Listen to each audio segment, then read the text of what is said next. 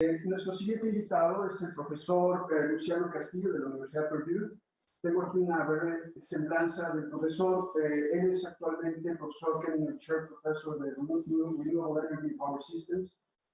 Previamente fue Don Clay Cash Distinguished Engineering Chair at Texas Tech. Y también fue profesor del Rensselaer Polytechnic Institute en el Mechanical Aerospace Department. Tiene un montón de reconocimientos, es fellow de la American Physical Society, de la American Society of Mechanical Engineers y Martin Luther King Faculty Award, etc. Más recientemente recibió el National Mentoring Award de ASME y fue fellow de la decano de la Facultad para Hispanic Engagement. Entonces ha hecho un trabajo muy interesante para incluir minorías y desarrollarlas. Con esta breve introducción del profesor Luciano Castillo, le damos la bienvenida y Luciano, te dejo la palabra. Muchas gracias. Está en mudo, por cierto.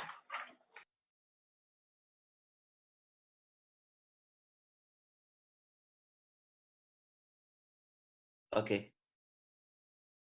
Sí, buenos días. Les quiero dar las gracias a todos. Es un gran honor estar nuevamente con ustedes. Le quiero dar las gracias a Enrique Guzmán, a Catalina Stern por esta invitación y el honor de estar con ustedes. Voy a compartir, pero no me está permitiendo compartir la pantalla.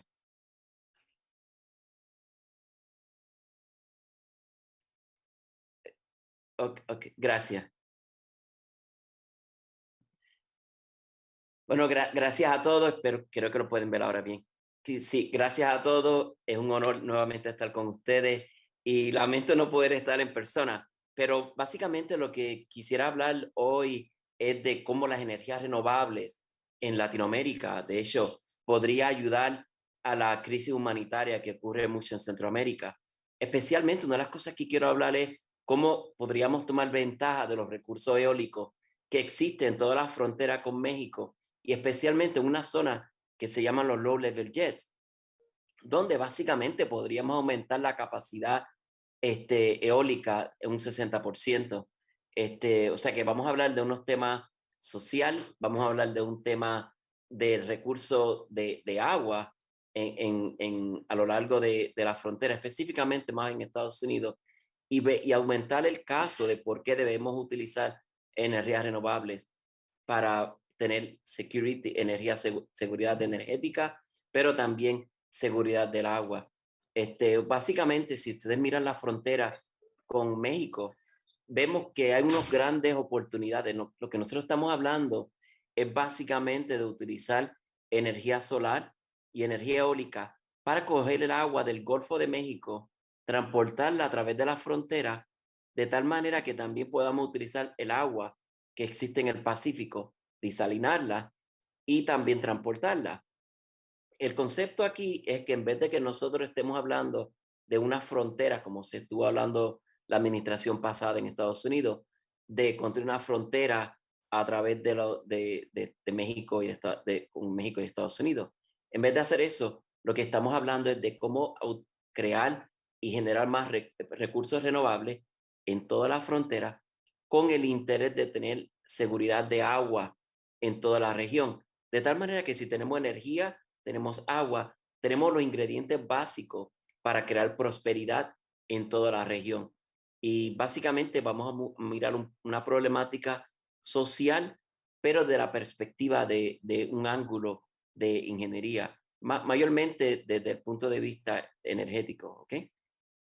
Le voy a hablar varios temas. El tema principal, vamos a hablar del problema socioeconómico que existe en la región, con la frontera con México.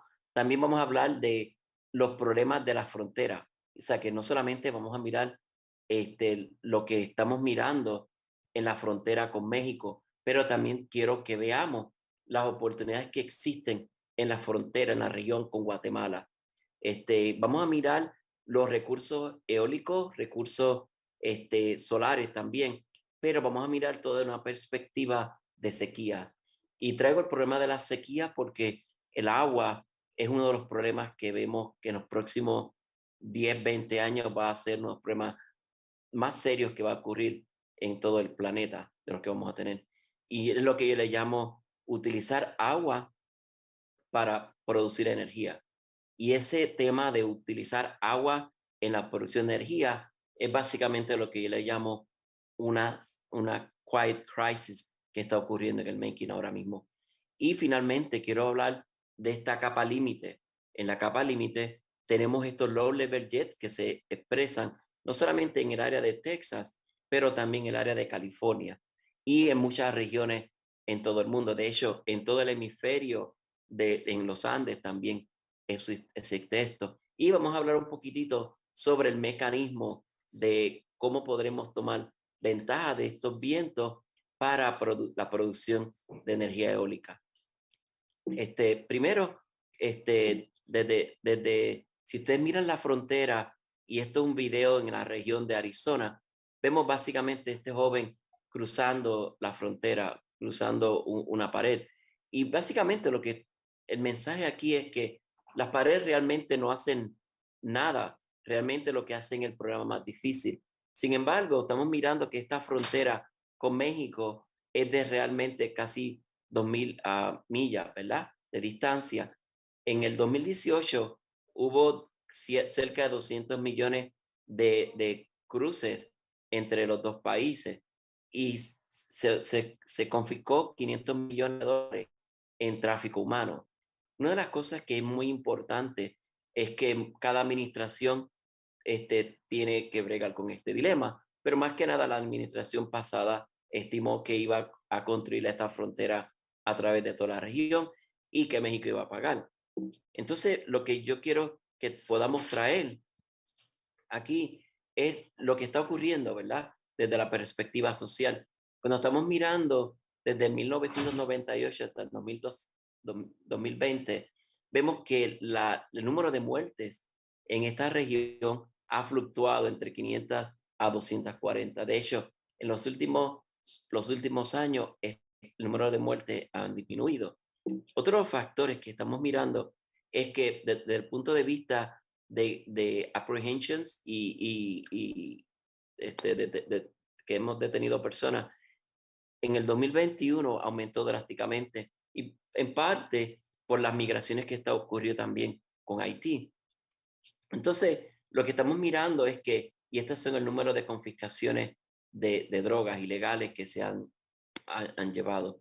Lo que es importante es que el número de confiscaciones en los últimos 3 años sigue disminuyendo. O sea que el número de muertes sigue disminuyendo, pero el número de tráfico ilegal aumenta. Lo que es importante, que yo quiero traer, todo el grupo aquí lo sabe, es que México, desde el punto de vista económico, es el segundo y en algunos casos fluctuado en el en primer lugar desde el foreign trading con Estados Unidos. Entonces estamos mirando que esta frontera con México es muy importante desde el punto de vista económico y México es el segundo trading partner de todo Estados Unidos. De hecho, cuando miramos los próximos, después de Canadá, o sea, México, los dos partners en la frontera norte y sur, y de primero China, vemos cómo disminuye drásticamente anual.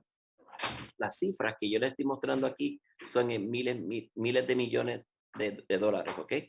Entonces, básicamente México juega un papel muy, muy crítico.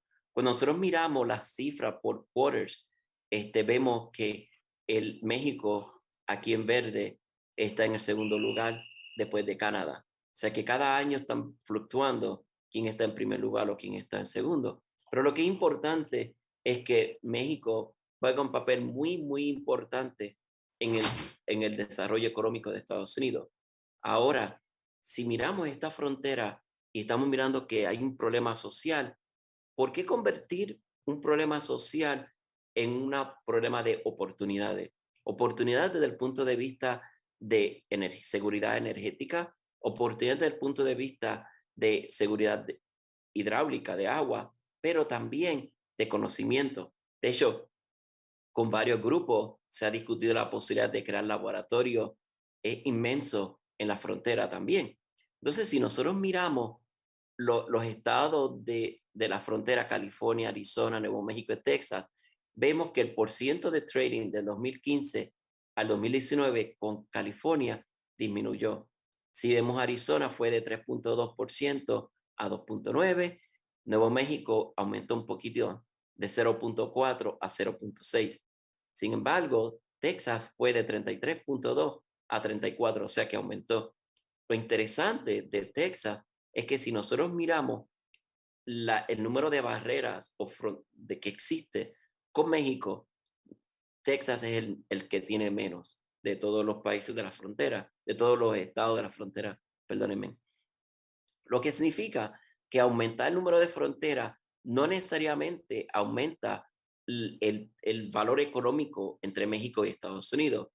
Sin embargo, cuando miramos a Texas y todos los demás países de Estados Unidos, vemos que el segundo trading partner con México es California, obviamente por la proximidad, y el tercero es Michigan. Sin embargo, podemos sumar los próximos estados que están en el segundo lugar, California, Michigan, Illinois y Arizona, y todos ellos casi producen el trading que existe entre Texas y México. O sea que fronteras, barreras, no necesariamente se convierte en valor económico. Lo otro que es importante que queremos traer aquí es el valor humanitario. O sea que tenemos el valor humanitario que está ocurriendo en los países en Centroamérica, en Guatemala, toda la parte de El Salvador, pero también con Venezuela. Venezuela está ocurriendo. Vieron la crisis que ocurrió hace poco también con Haití. O sea que lo que queremos ver es cómo podríamos convertir fronteras en regiones de oportunidad. ¿Ok? Aún ahora mismo lo que está ocurriendo en Ucrania, ¿verdad? Sin embargo, cuando miramos el valor eólico en el gráfico izquierdo, ven la frontera verde, que es la frontera negra, perdónenme, con México y Guatemala. Y ven que todo el negro aquí es la frontera con Guatemala, que son 541 millas. Belice está aquí en la parte de Belice y México, que tiene 160 millas. La parte de Guatemala con Belice es aproximadamente 165 millas. Y la región de Guatemala con Honduras, aquí en rojo, es de 159 millas. Y la región de El Salvador con Guatemala es aproximadamente de 126 millas. Lo que yo quiero traer aquí es que Guatemala juega un papel muy, muy importante en el problema social que ocurre en todo esto de Centroamérica. Y sin embargo, cuando miramos a 50 metros de altura, el recurso eólico, vemos que en todo el Golfo hay tremendo recurso eólico. Toda la región en rojo significa que hay tremendo recurso eólico en todo el del oeste de Guatemala, México y vemos aquí en Honduras. Lo que significa que si también vemos recurso solar en el gráfico derecho, vemos que en toda la región oeste hay un recurso solar impresionante. Entonces, vemos que aún en las regiones del sur, la frontera del sur con Guatemala, que hay tremendo recurso eólico y tremendo recurso solar desde la perspectiva energética. Sin embargo, si miramos también a Colombia, de hecho, en el Caribe, si miran aquí en el Caribe tiene lo que se reconoce como el Caribbean Low Level Jet. Este es un jet que viene desde todo el Caribe y pasa al norte con Colombia. Y se estima que aquí el recurso eólico y el recurso solar es impresionante en toda la región. De tal manera que en la frontera con Venezuela y Colombia, podemos también crear parques eólicos y solares y en vez de crear fronteras y condiciones de conflictos, podríamos crear prosperidad. De hecho, aún cuando vemos en Colombia, yo me acuerdo antes de la pandemia, todo el mundo en Colombia bien molesto por la cantidad masiva de hermanos venezolanos que estaban en Colombia. Sin embargo, se ven que muchos están migrando hacia Panamá, cerca de 100,000. En el Caribe se estima que hay unos 172,000 venezolanos migrando. En Brasil, de hecho, Perú tiene cerca de 1 millón De hecho, cuando una de las veces que yo estuve en Perú, todo el mundo molesto por la cantidad masiva de venezolanos en Perú. Sé que el problema de fronteras y problemas de social de migraciones es un problema serio. De hecho, uno de los problemas por la cual este tema es muy importante de articular, es no solamente el por qué ocurre en la frontera con México, es porque se estima que con los cambios climatológicos que van a existir en las próximas décadas, va a aumentar las migraciones masivas en todo alrededor del mundo. Y un tema muy ligado al cambio climatológico es el recurso del agua. Entonces, la Ciudad de México, obviamente, todos saben que tiene problemas del agua. Y si miramos los estados de California, entonces fueron cómputos que hizo mi postdoctorado por los counties en todos los estados fronterizos, por los pasados 14 años. Y una de las cosas que se estimó es que, por ejemplo, Texas utiliza 36% del fossil water, es el groundwater que existe en la región. Arizona, 46%, y Nuevo México, miren esta cifra, 87%. Todos esos niveles del agua están disminuyendo drásticamente. Y la pregunta es, ¿qué va a existir, qué va a pasar en los próximos 10, 20 años cuando los cambios climatológicos aún minimice más todavía el recurso del agua? Entonces, vemos que los problemas sociales se van a convertir en posibles conflictos entre muchos países. Y un tema que yo les quiero compartir hoy es que en Estados Unidos, y esto fue una publicación que hicimos en Scientific American en el 2018, donde demostramos que Estados Unidos está utilizando cerca de 45% del agua en el enfriamiento de las plantas termoeléctricas. Entonces, lo que yo quiero compartir ahora es conectar los problemas sociales de mass migration con el problema de acceso al agua y luego cómo podemos entonces leverage, beneficiarnos de los recursos eólicos que existen en Centroamérica, en Sudamérica y a través de la frontera para producir más energía limpia. De tal manera que mitiguemos los cambios climatológicos, pero más importante, que mitiguemos el uso de agua en la producción de electricidad. Entonces, por eso es que la frontera con México juega un papel muy importante, no solamente por el valor económico que actualmente existe, sino porque podemos convertir la frontera con México en una región de gran prosperidad por tomarle beneficio de recursos energéticos que existen, ¿ok?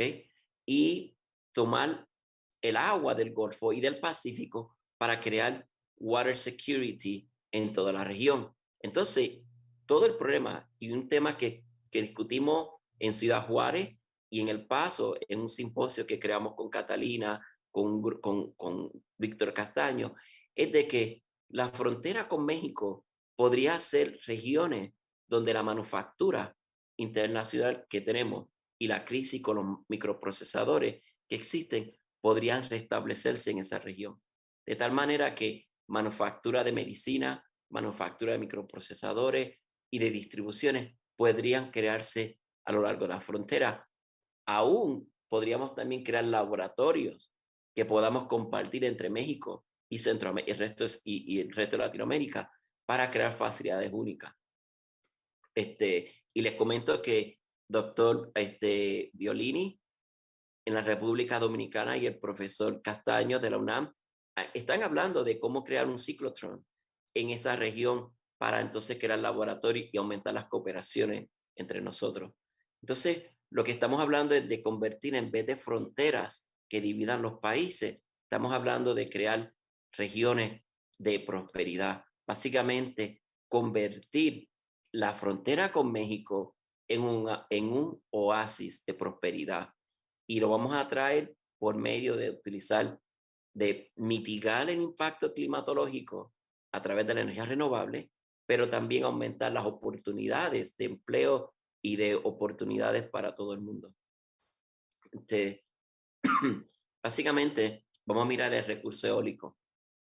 Y este fue un análisis que Walter hizo, uno de mis estudiantes hizo, Gutiérrez, a 100 metros de altura. Y si miramos el recurso eólico y vemos aquí 12 metros por segundo en bien oscuro, en anaranjado, vemos que toda la región este de Texas, Nuevo México, Chihuahua, vemos que el recurso eólico es muy elevado. De hecho, en California y Baja California, el recurso eólico es también muy impresionante.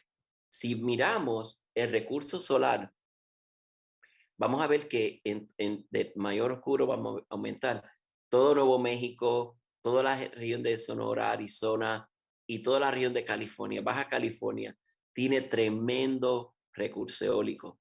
¿Qué significa?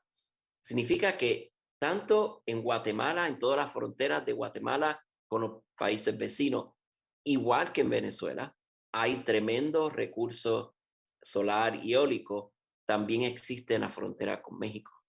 Entonces, ¿por qué no tomar ventaja de esos recursos que existen para aún llevar aún más allá el intercambio económico que existe entre México y Estados Unidos? Entonces, lo que quiere decir que hay algunas regiones donde es muy bueno el recurso solar, en otras no tanto, y en otras regiones hay muchos recursos eólicos. ¿Qué nos dice esto? Esto está indicando que podríamos combinar energía solar y eólica para disminuir el uso del agua. Esto es muy crítico, número uno. Número dos, podríamos también tomar ventaja de las zonas de tiempo que existen entre el este y el oeste, con California, para jugar con la demanda de recursos energéticos. Y también podemos compartir energía y agua entre Texas y México. Entonces, hay unas grandes oportunidades de hacer intercambios energéticos, pero también intercambios de agua en toda la región. Entonces, podríamos desarrollar áreas de agricultura de precisión también. Entonces, podríamos desarrollar más productos, más desarrollo de manufactura. Sin embargo, crear centros, una de las cosas que estamos promoviendo es crear centros de educaciones de cooperación bilateral entre México y Estados Unidos. Y una de las cosas que vamos a mirar es que hay unas regiones donde el nivel de sequía es bien elevado, como lo ven aquí en la gráfica A. En la gráfica B nos está diciendo las regiones muy óptimas donde el recurso solar existe, y en la gráfica C, todas las regiones en California, Nuevo México y Texas, donde el recurso eólico es impresionante. Entonces, vamos a tomar ventaja de la oportunidad de integrar energía solar con eólica para mitigar el uso del agua en las regiones. Entonces, la sequía, o sea, nosotros hablamos a veces de tornados, a veces estamos hablando de huracanes, hay veces que hay terremotos. Todos estos problemas son problemas que ocurren, pero ocurren en un tiempo pequeño. Sin embargo, mira, la sequía son problemas que se extienden por varios años. 5 años, miren a San Francisco. Entonces, la idea es de ver cómo resolver este problema de las sequías que hay actualmente y las que podrían ocurrir en el futuro. Y ahora quiero traer el tema de cómo esto es lo que le llamo la crisis silenciosa que existe. Y siempre, muchas veces, estamos hablando de energía nuclear, energía de fósiles y de carbón, como el impacto que hacen directamente en el ambiente. Pero no necesariamente hablamos el problema que existe cuando utilizamos energía nuclear o energía de carbón en la producción de electricidad. Y eso es lo que yo quiero demostrarle ahora. Entonces, cuando miramos el mapa, el globo, miramos la esfera, en proporción de toda la esfera, el área volumétrica, comparado con la región del agua que existe en términos de esfera, lo vemos aquí en azul, es mucho menor. Sin embargo, cuando comparamos la esfera azul con la roja, que es el agua que existe salada en todo el planeta, vemos que 97.5% de todo el agua que existe en el planeta es agua sal. Solamente 2.5% es agua fresca. Pero hay un problema porque el agua fresca no está accesible necesariamente en toda la región. O sea que solamente estamos mirando que 0.8% de todo el agua disponible en el planeta es agua fresca accesible. Entonces, la pregunta que queremos hacer, un ejemplo, y quiero disculpar porque no tengo toda la data que demuestre cómo México y Latinoamérica utiliza todo el agua, pero un snapshot de Estados Unidos puede decir mucho de la crisis que podemos ver en el futuro. Y la pregunta es, ¿cómo diferentes actividades industriales y comerciales utilizan el acceso del agua? En el eje vertical estamos mirando 1.000 millones de galones que se extrae por día para diferentes actividades en Estados Unidos. Cuando estamos mirando desde livestock hasta mineros, hasta actividades de irrigación, vemos que cerca de 45% del agua en Estados Unidos se está utilizando en la producción de termoeléctrica. En otras palabras, en la producción de electricidad. Con un 35%, 33, 35, para la producción que es agua fresca.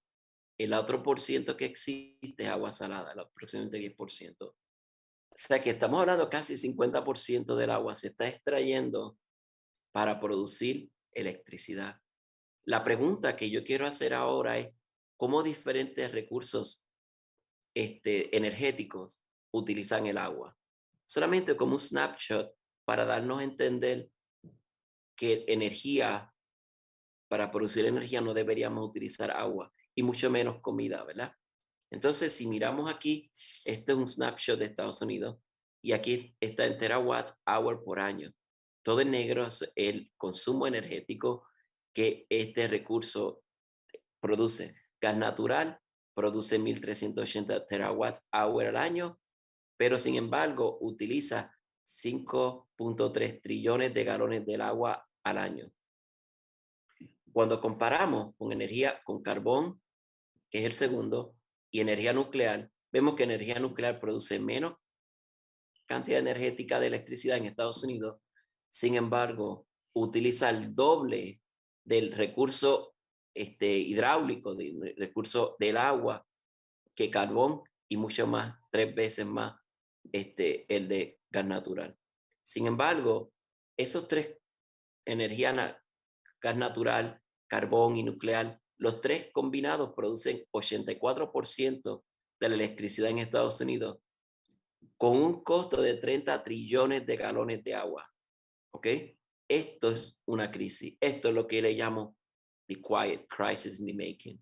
Y sin embargo, cuando miramos el segundo, que energía hidroeléctrica y energía eólica, ambos producen 12% de la electricidad de Estados Unidos y con un consumo del agua bien pequeño, bien mínimo, cerca de cero. Sin embargo, los demás, solar fotovoltaic y todos los demás, producen solamente 4.4% de la electricidad. Lo que queremos decir es esto, lo siguiente, la razón por la cual irnos a energía eólica y energía fotovoltaica en la generación de electricidad en el futuro y principalmente a lo largo de la frontera es porque ambas usan mínimo consumo de agua en la producción de electricidad. O sea que aparte de los beneficios que existen de empleo, de salarios y de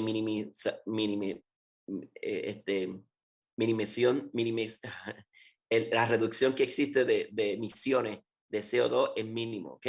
Entonces, hay un beneficio muy importante en estas dos fuentes de electricidad.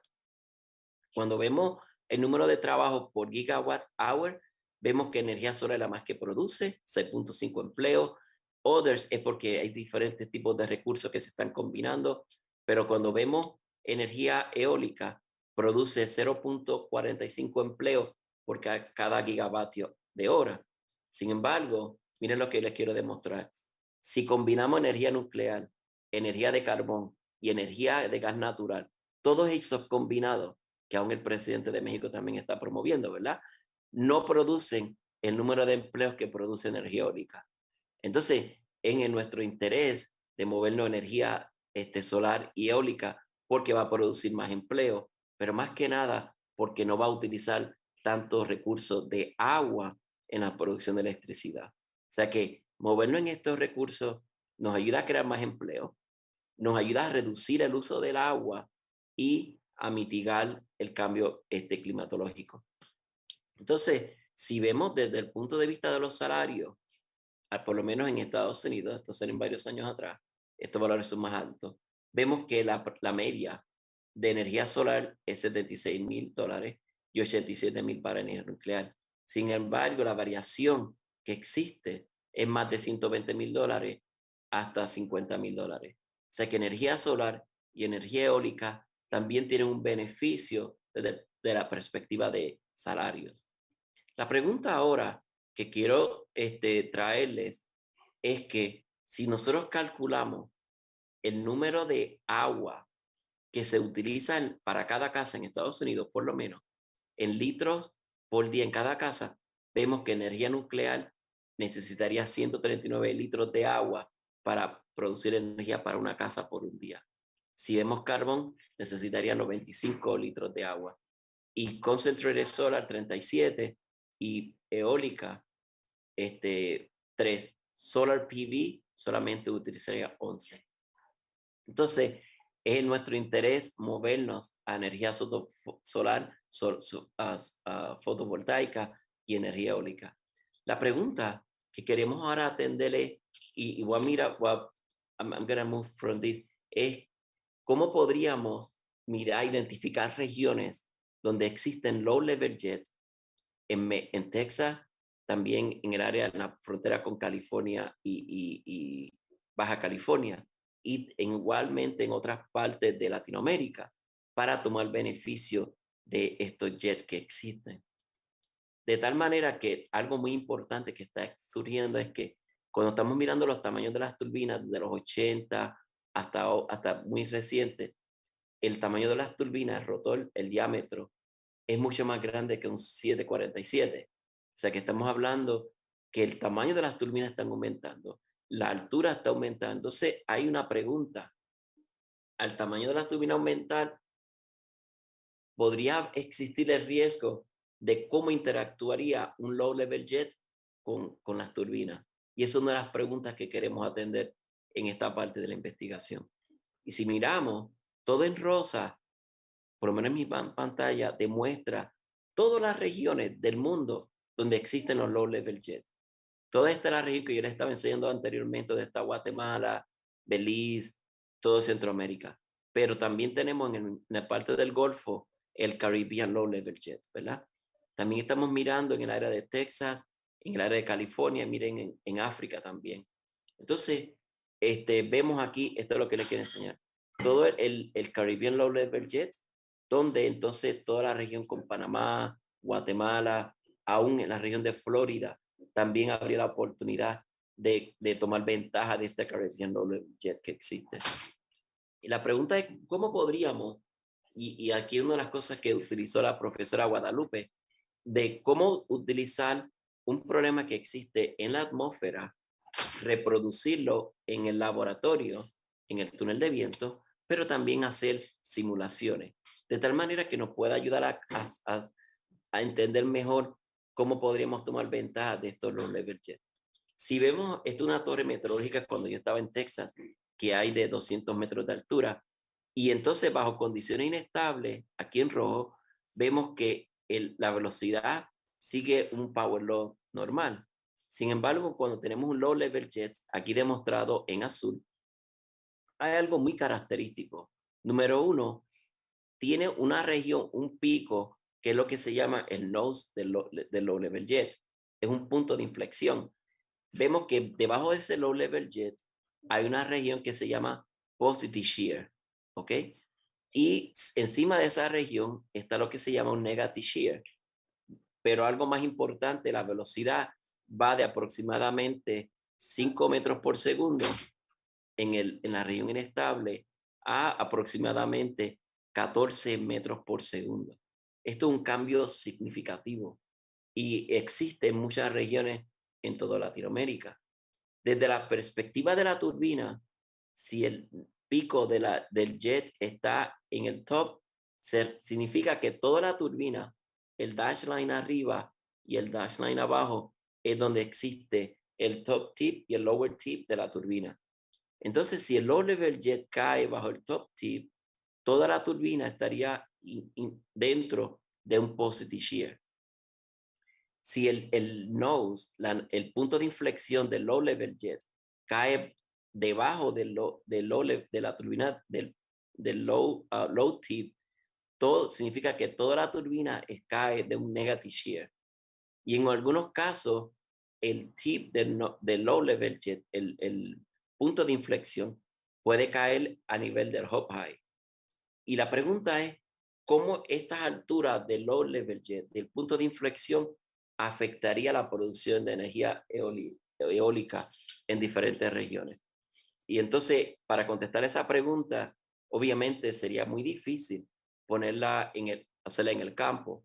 Y es aquí donde vamos a hacer lo que hizo la doctora Guadalupe, es de tomar ventaja de utilizarla en el túnel de viento. O sea, reproducir las turbinas a escala, reproducir un low level jet en el túnel de viento y crear un wind farm, es lo que le llamamos, y también hacerlo numéricamente. Y eso es lo que les voy a mostrar en los próximos minutos. Entonces, no va a tomar tanto tiempo. Este es el campo de velocidad que existe en el Texas. Todo en rojo significa las regiones donde existe el low level jet. Esto fue una medida en octubre que se tomaron en el 2013. Y si ven, el low level jet se está mostrando a 50 metros de altura. Esto es muy significativo porque significa que las turbinas de hoy en día, que están a más de 100 metros de altura, 200 metros, todas van a estar dentro básicamente de un viento que son de low level jet. Esto tiene una ventaja y desventaja. La ventaja es que nos puede aumentar la capacidad de las turbinas a 60%, pero el power density entre el campo, el perfil de velocidad inestable y donde hay un low level jet aumenta casi 16 veces. Y eso representa una tremenda oportunidad para traer seguridad energética en toda la región. Entonces, este es el túnel de viento donde lo utilizamos. Este fue en la Universidad de Illinois. Yo lo tomé con el profesor Leo Chamorro. Y básicamente estamos mirando unas turbinitas pequeñas que son de 12 centímetros de diámetro, el rotor, y producen 1 watt de energía. Entonces, lo que utilizamos fue PIV y en todas las turbinas del centro. O sea que en todas las turbinas del centro en el túnel, creamos lo que se llama aquí Synthetic Low Level Jet. Es sintético porque es un low level jet que creamos en el túnel, pero que reproduce todos los detalles del viento de la atmósfera en Texas, ¿ok? Entonces, lo que hicimos fue cambiarle la altura de la turbina de tal manera que la turbina caiga, el punto de inflexión esté en el top tip, a nivel de hop high o a nivel de negative shear. O sea que podemos mover el hop high a diferentes niveles de tal manera que caiga en positive shear, negative shear y en el centro del punto de inflexión. Y la pregunta es, ¿cómo la producción de energía cambia cuando la turbina está dentro de diferentes regiones del low level jet? Y eso es lo que le quiero mostrar ahora con estos experimentos. Básicamente, nosotros creamos el inlet, todo este inlet por simulaciones de Brands, ¿ok? O sea, simulamos todo esto en CFD, de tal manera que cambiamos el espacio en el túnel, en la entrada, en los screens, de tal manera que produzca diferentes shear, que es exactamente el mismo shear que se reprodujo en la torre meteorológica, ¿ok? Y entonces, esto es lo que tenemos. En la gráfica de izquierda, en negro, representan los puntos de la data de meteorológica, ¿ok? Los perfiles azul representa el perfil del túnel de viento, que es lo que le llamo low level jet sintético, ¿ok? O sea, azul es del túnel de viento, en negro es la torre meteorológica y en rojo representa el perfil inestable de la torre meteorológica, ¿ok? Entonces, si ven, el perfil de velocidad son muy distintas en low level jet que es de inestable, pero si miramos la energía cinética turbulenta de la meteorológica del low level jet y con la torre, con el perfil inestable de la atmósfera, vemos una diferencia que la producción de turbulencia bajo el low level jet es mucho menor. Entonces, una característica muy única. Lo importante aquí es que estamos reproduciendo en el low level jet sintético todas las propiedades de eólica, de energía de horizontal, como también la energía cinética. Y lo que vemos aquí es que cuando tenemos el positive shear o cuando el jet, el punto de inflexión cae en el hub, vemos dos cosas muy importantes. Número uno, que en la parte superior, estos son las datas de los mapas de viento de velocidad en U, es que en la parte superior donde está el top tip hay un positive shear, una región de alta energía. Y el wake en el centro del positive shear y del hop high, cuando el jet está en el centro, es mucho menor. O sea que el jet, cuando el jet está en el centro, crea un wake deficit mucho más extenso de lo que ocurre cuando tenemos un positive shear. ¿Ok? Y eso es una de las diferencias muy importantes que existen. Cuando miramos la energía cinética, este es el mean kinetic energy, vemos unos términos muy importantes. Vemos que es un energy flux, vemos un dispersive stress. El dispersive stress son porque creamos averages, promedios espaciales, ¿ok? Eso es para casos donde tenemos topografía compleja. Y entonces, típicamente estos son production terms, pero como esa energía no entra en la producción de la turbina, aquí se le llama turbulent dissipation terms, ¿ok? Y P es el cross product de rotación donde produce la energía de la parque eólico, ¿ok? El término que nos interesa es este término, ¿ok? Es lo que se llama kinetic energy flux, ¿ok? Es la correlación entre el mean flow y los Reynolds stresses, ¿ok? Y ese término es muy importante porque demostramos anteriormente que ese término juega un papel importante en extraer la energía de la capa límite. Entonces, en negro es cuando el perfil de velocidad cae en el centro de la turbina. Este es el turbulent bundle inestable, que es el que vimos anteriormente. Y en azul y en anaranjado azul corresponde al positive shear y este es negative shear. ¿Qué quiere decir esto? Mucha de la energía está entrando a través del low level jet en el positive shear y el negative shear. O sea, mucha energía entra por debajo y por encima de la turbina.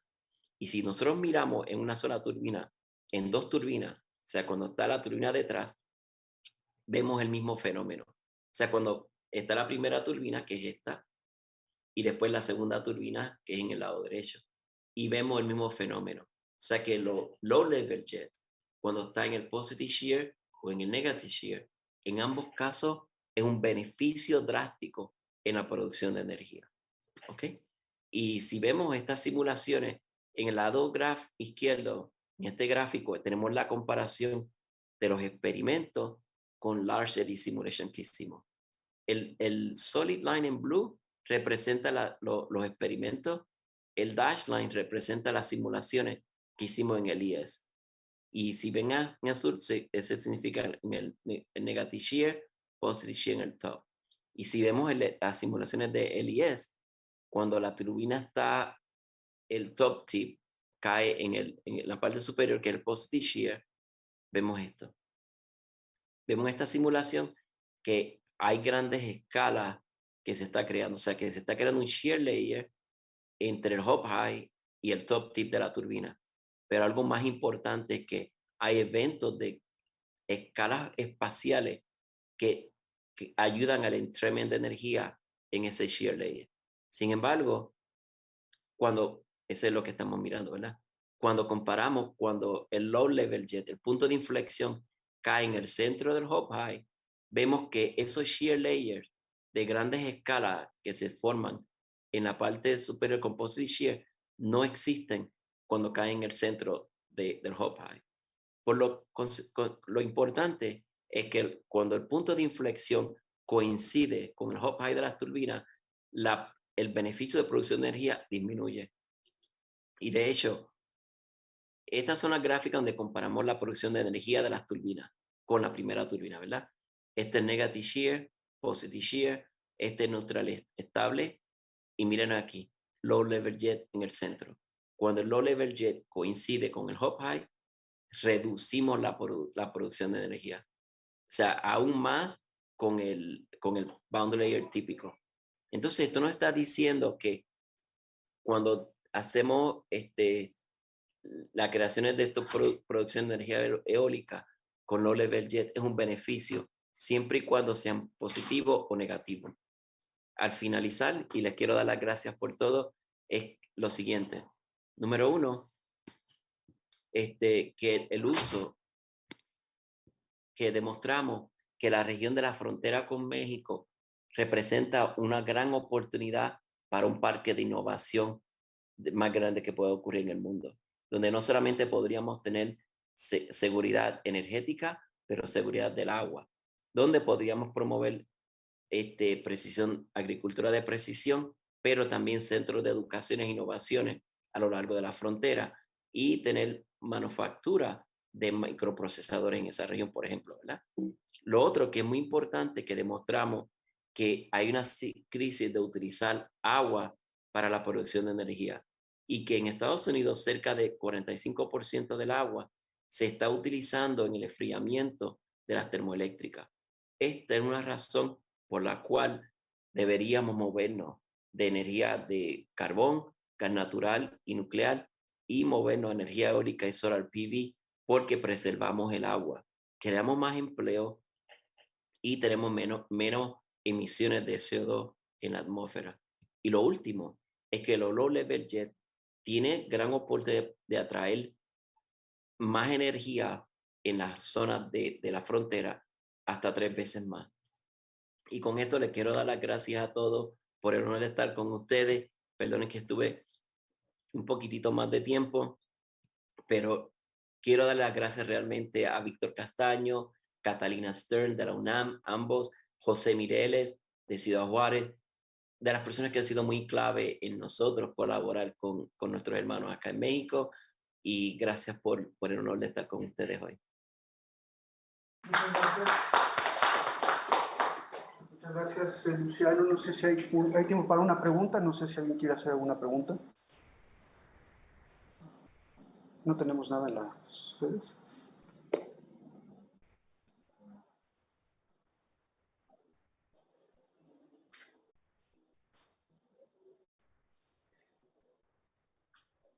Bueno, si no, hago yo una pregunta. Luciano, ¿cómo se puede iniciar una colaboración? Yo creo que hay mucha... Ah, mira, Katy Stan tiene levantado la mano. Entonces, adelante, Katy, por favor.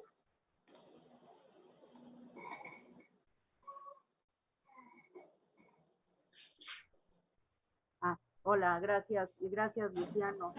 Lo que yo quiero comentar es que efectivamente Luciano ha pensado en varias colaboraciones, una directamente en pensar en cómo trabajar en energía eólica en un low level jet específicamente, pero creo que es importante que todo lo que platicó Luciano de las posibilidades de trabajar en la frontera no nada más lo ha dicho como un sueño, sino que realmente ha hecho una iniciativa enorme con muchas universidades y hay mucha gente tratando de convertir en realidad esta propuesta de hacer un gran centro de ciencia, tecnología, innovación y educación a lo largo de la frontera.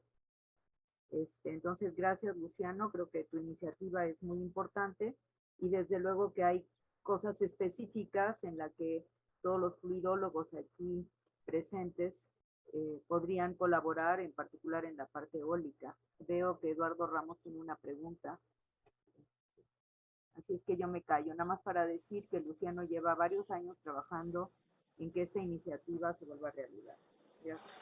Gracias. Y Catalina, gracias por tu tiempo y gracias por la clarificación. Sí, se lo quiero agradecer a todos y esperamos que en un momento podamos crear varios proyectos. De hecho, estamos mirando mucho en el área de Ciudad Vista y Tijuana y también en varias zonas a lo largo de la frontera. O sea que esperemos que podamos desarrollar esto. Eduardo Ramos me está preguntando si los datos experimentales de Low Level Jet existen en un solo punto. Y es correcto, ¿ok? Porque estamos en la torre, los datos de la torre meteorológica de Texas, sí, eso está en Lubbock y es de un punto fijo. Entonces lo que utilizamos con esa data de ahí es para ver cómo podíamos reproducir los vientos eólicos de Low Level Jet, pero en el túnel de viento y en las simulaciones también. Y ese es lo limitante de esto, ¿verdad, Eduardo? Que dependemos de torres meteorológicas que tengan bastante resolución, pero que también tengan bastante altura para poder capturar la capa límite también. Muchas gracias. Gracias a todos. Gracias. Bueno, agradecemos otra vez al profesor Luciano Castillo. Muchas gracias por participar, Luciano. Y tendremos otra vez seguramente